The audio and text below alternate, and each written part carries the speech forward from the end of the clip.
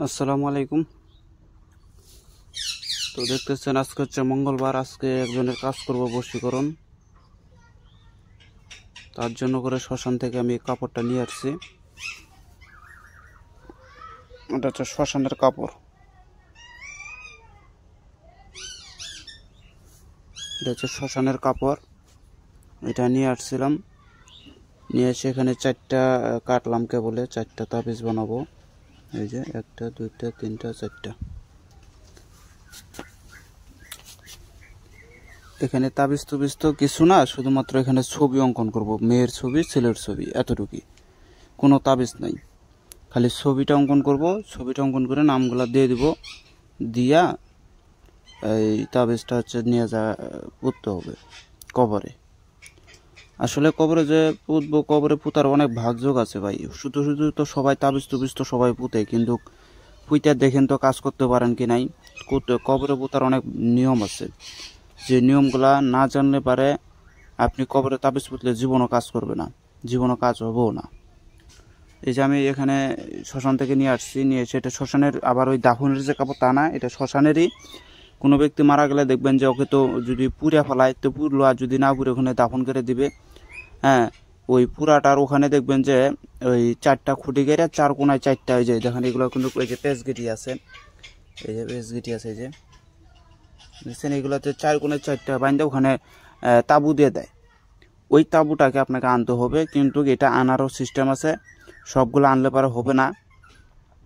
দেখবেন যে শ্মশানের ভিতরে অনেক জায়গায় এটা দেখছি, বা আমাদের এদিকেও দেখছি, যে কাজ শেষে ওই শ্মশানের লোকগুলা কি করে, ওই তাঁবুটার ভিতরে একটা ফুটা করে দেওয়া চলে যায়। যদি ফুটা করে দেয় তাহলে কিন্তু ওই তাঁবু দিয়ে কখনো কাজ করতে পারবেন না। যেটা ফুটা ছাড়া ওইটাকে আপনাকে আনতে হবে, তাহলে আপনি কাজ করতে পারবেন। যেমন আমার এটার ভিতরে কোনো ফুটা নাই, আমিও একেবারে দেখে শুনে তারপরে আনছি। ওখানে আরও 2-3টা ছিল, তার ভিতর থেকে এটাতেই পাইছি, ফ্রেশ পাইছি। এটাতে কোনো ফুটা টুটা নাই, তো ওটা নিয়ে আসছি। আমি একজনের কাজ করব, সেই কাজের জন্য করে নিয়ে আসছি। এটা আবার আমার মেন ঘরের ভিতরে তুলি নাই, এটা বাইরেই রাখছি। তোলা যাবে, এগুলো বন টন করে পরে তুলতে হয়, তো আমার প্রয়োজন নেই তোলার। তো দেখেন আমি কিভাবে কাজটা করি, কিভাবে তাবিজটা অঙ্কন করি আমি দেখাবো পূর্ণাঙ্গভাবে। আপনারা আমার ভিডিওটার সাথে থাকবেন।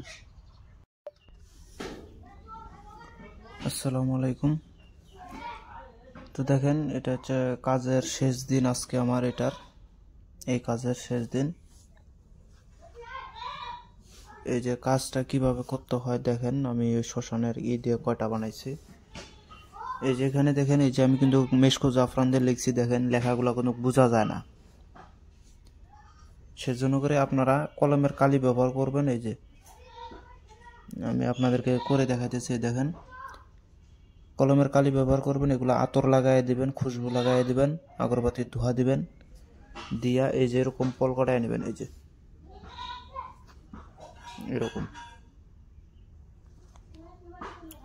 এটা কিন্তু আমার ওস্তাদের নিজে শিখাই দিছে, বিশ্বাস নয়। দেখেন, এই যে ওস্তাদের বাসায় গেছিলাম, ওস্তাদের যে শিখাই দিছে কিভাবে করতে হয়, দেখছেন হুবহু এরকমই করছি।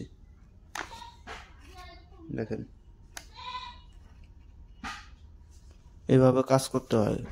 শেষের আরেকটু কিছু, এই যে পাশে মন্ত্র লেখা আছে, আমি মন্ত্রটা দেখাইতেছি না, জিনিসগুলো ওইটা দেখাইতেছি না। এইভাবে কাজ করবেন, আমার ওস্তাদের দেখানো জিনিস এগুলা। আমি আমার ওস্তাদের বিদ্যায় বেশি প্রয়োগ করি, আমি বই কিতাব হাবি যাবি এগুলো প্রয়োগ কম করি না বল, সব ওস্তাদি বিদ্যা। শেষে এই যে এখান থেকে একটু কাপড় দিতে হবে, এখান থেকে একটু কাপড় লাগাই দেবেন। এই যে এই কাপড়গুলো, এটা ওই মেয়ের ব্যবহার করা কাপড়। এখানে এক টুকরা টুকরা করে, এই যেগুলোর ভিতরে যেমন দোয়া আছে, এগুলোর ভিতরে কিন্তু দোয়া আছে, আপনারাও এই টুকরা টুকরা করে কাপড় একটু একটু করে দিয়ে দিবেন, দিয়ে কাজ করবেন। 3 দিনের ভিতরে কাজ হবে, গ্যারান্টি দিলাম। এই কাজটা 3 দিনের ভিতরে হতেই হবে। 3 দিনের ঊর্ধ্বে যাবে না এই কাজ। যেখানেই থাকুক, যদি কাপড় থাকে, যেখানে থাকুক কাপড়, নাম ঠিকানা ছবি এগুলো যদি থাকে, এই কাজটা যদি আপনারা ঘরের মধ্যে বৈশা থেকে যদি কাজটা করে দেন, 3 দিনের ভিতরে হয় যে জায়গাতে থাকুক তাদের 2 জনের মিল হতেই হবে, বাধ্যতামূলক। দেখেন এটা কিন্তু ছেলের ছবি, নাম দিছি কি ছেলের ছবির বুকের ভিতরে মেয়ের মায়ের নাম, মেয়ের পিতার নাম, মেয়ের নাম। আর মেয়ের ছবির ভিতরে দিছি ছেলের নাম, ছেলের মায়ের নাম, ছেলের পিতার নাম, আবার ছেলের নাম। এই পাশে হচ্ছে মেয়ের নাম, এই পাশে মেয়ের নাম, এই পাশে মেয়ের নাম, এই পাশে মেয়ের নাম, এ পাশে ছেলে, এ পাশে ছেলে, এ পাশে ছেলে, এ পাশে ছেলে। এভাবে কাজটা করবেন, 100% কাজের ভিতরে রেজাল্ট আসতেই হবে, বাধ্যতামূলক। তো যাই হোক, ভিডিওটা এই পর্যন্তই কাজ করে আপনাদেরকে দেখাইলাম। যদি কারো কোনো কাজের প্রয়োজন হয় অবশ্যই আমার সাথে যোগাযোগ করবেন, ইনশাল্লাহ আমি কাজ করে দিতে পারবো। আর আমি ঈদের পরে ঢাকায় যাব, যদি কারো কোনো দেখা সাক্ষাৎ হয়, কোনো শিষ্য যদি দেখা সাক্ষাৎ করতে চায়, অবশ্যই আমার সাথে যোগাযোগ করবেন। সম্ভাবনা আছে ঢাকায় যাওয়ার, আবার নাও যাইতে পারি, ঠিক ঠিকানা নাই। যদি মানুষ বলে যাওয়ার জন্য তাহলে যাবো, নয়তো যাবো না। তো সবাই ভালো থাকবেন, খোদা হাফেজ, আসসালামু আলাইকুম।